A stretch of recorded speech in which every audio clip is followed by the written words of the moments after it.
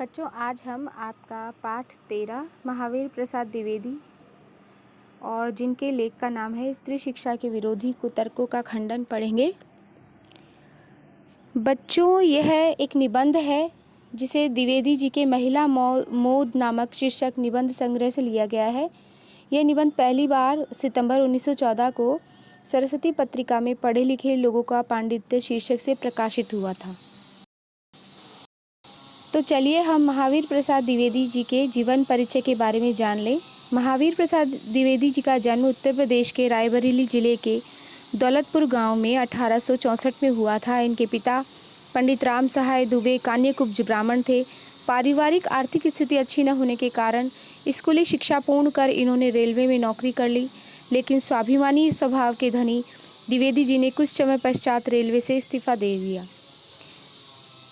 कुछ सन के बाद ये 1903 और 1920 तक सरस्वती पत्रिका के संपादन से जुड़े रहे। सन 1938 ईस्वी में महावीर प्रसाद द्विवेदी जी का निधन हो गया। महावीर प्रसाद द्विवेदी प्रखर व्यक्तित्व एवं बहुमुखी प्रतिभा के धनी साहित्यकार थे। द्विवेदी जी कवि, समालोचक, निबंधकार, संपादक, भाषा वैज्ञानिक, इतिहासकार, अर्थशास्त्री आदि विविध रूपों में उभर कर सबके सामने आए।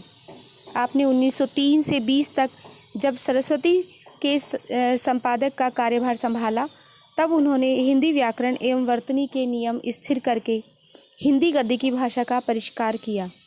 द्विवेदी जी ने अपने समकालीन कवियों एवं लेखकों का साहित्य रचना में मार्गदर्शन किया कि वे शुद्ध हिंदी का प्रयोग करें। इसी कारण आधुनिक हिंदी साहित्य के द्वितीय उत्थान सुधार काल को महावीर प्रसाद द्विवेदी के नाम पर द्विवेदी युग भी कहा जाता है।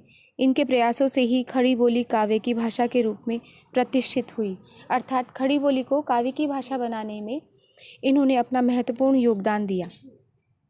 द्विवेदी जी ने भारतीय जातीय परंपरा का समालोचनात्मक दृष्टि से गहन अध्ययन किया एवं प्रासंगिक विवेक सम्मत परंपराओं का समर्थन कर रूढ़ियों का विरोध किया। इनके लेखन में सरलता, सुबोधता एवं परिनिष्ठता के गुण झलकते हैं। अब हम इनकी रचनाओं के बारे में पढ़ेंगे। मौलिक रचनाएं: काव्य मंजूषा, सुमन, अबला विलाप, कान्यकुब्ज, कविता कलाप, ये इनके काव्य हैं। अद्भुत आलाप, संपत्ति शास्त्र, महिला मोद, रसज्ञ रंजन, साहित्य सीकर इनकी गद्य रचनाएं हैं।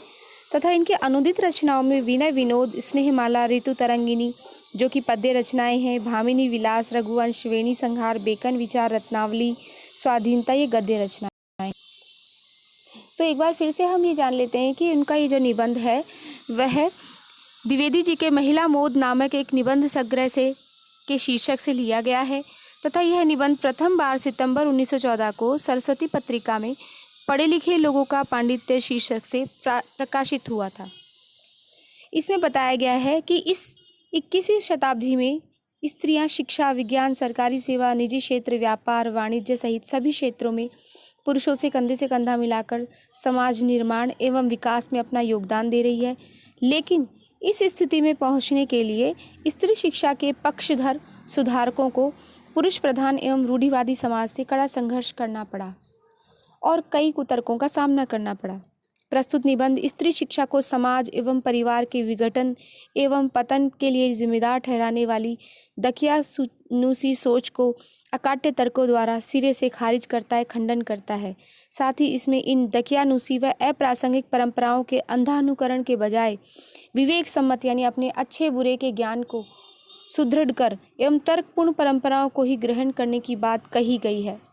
इनकी भाषा शैली हिंदी के द्विवेदी युगीन गद्य की एक बानगी प्रस्तुत करती है। चलिए अब हम बच्चों पाठ शुरू करते हैं, जो कि पृष्ठ संख्या 61 पर है। आप बुक लेकर पृष्ठ संख्या 61 निकालकर अगर आप इस पाठ को समझने का प्रयास करेंगे तो आपको यह अच्छी तरह से समझ में आएगा। तो पहली पंक्ति है: बड़ी शौक की बात है कि आजकल भी ऐसे लोग विद्यमान हैं जो स्त्रियों को पढ़ाना और उनके और गृह सुख के नाश का कारण समझते हैं।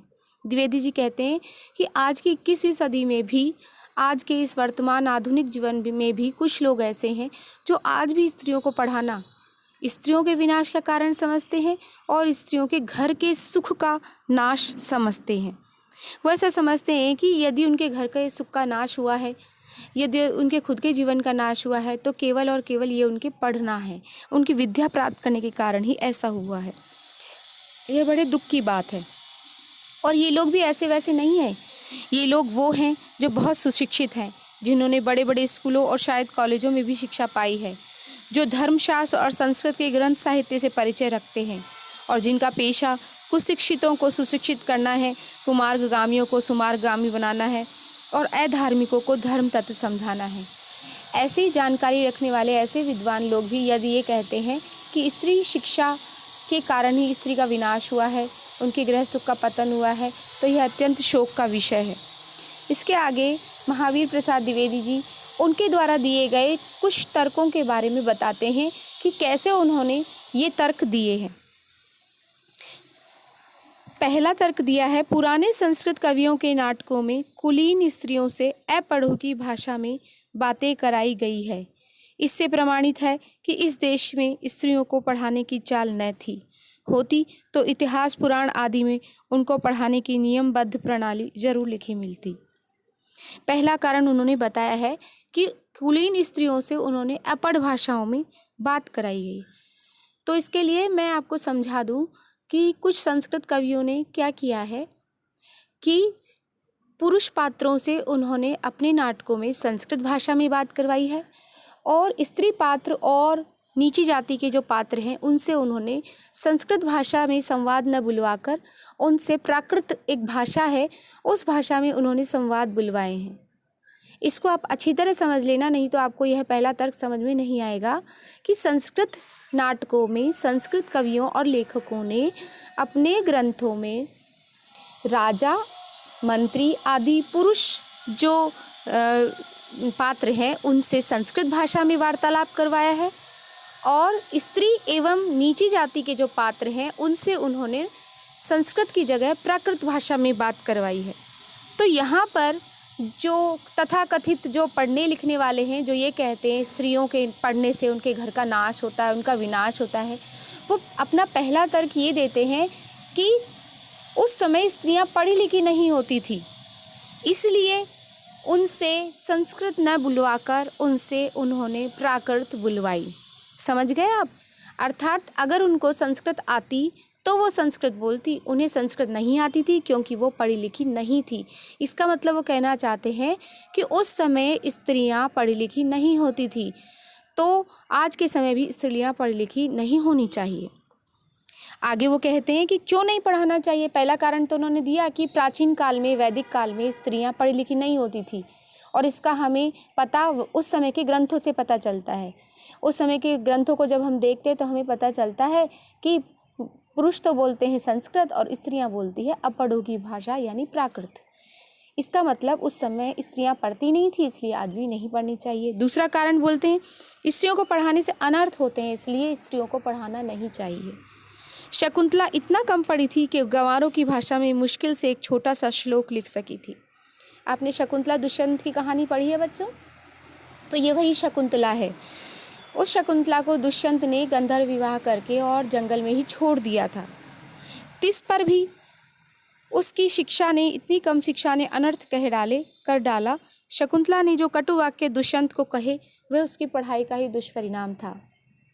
तो यहाँ पर यह कहा है कि शकुंतला भी अपढ़ थी, यानी वह पढ़ी लिखी नहीं थी। शकुंतला ने जो एक श्लोक बड़ी मुश्किल से कहा वह उसकी अपढ़ता यानी अनपढ़ता यानी पढ़े लिखे न होने का ही एक उदाहरण था।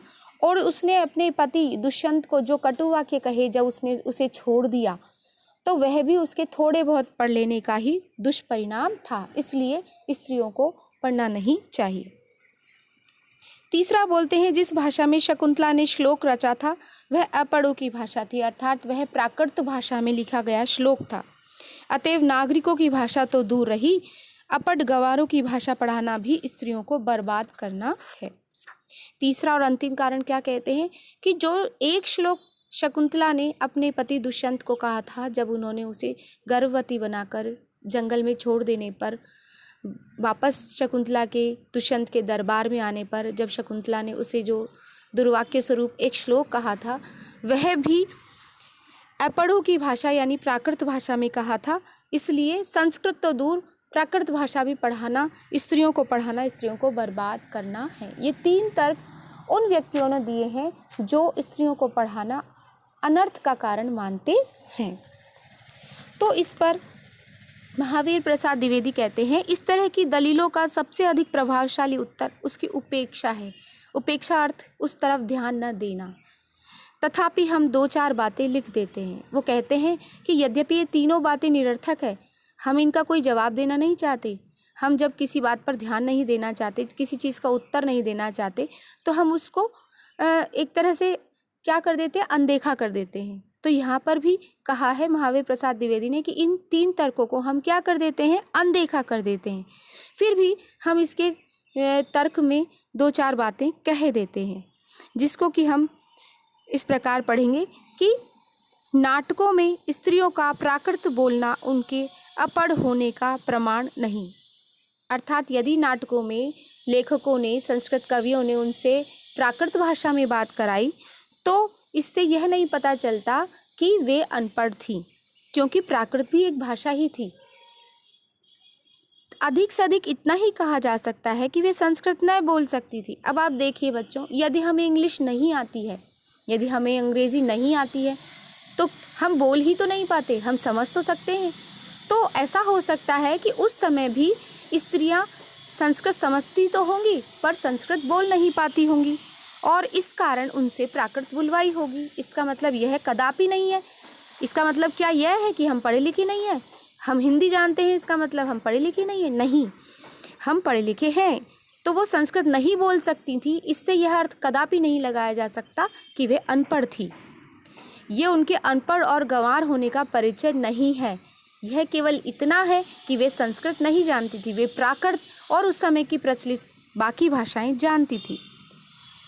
आगे हम इसके बाद प्रश्न संख्या 62 का जो बाकी का भाग है वो अगले भाग में पढ़ेंगे। आज के लिए इतना ही।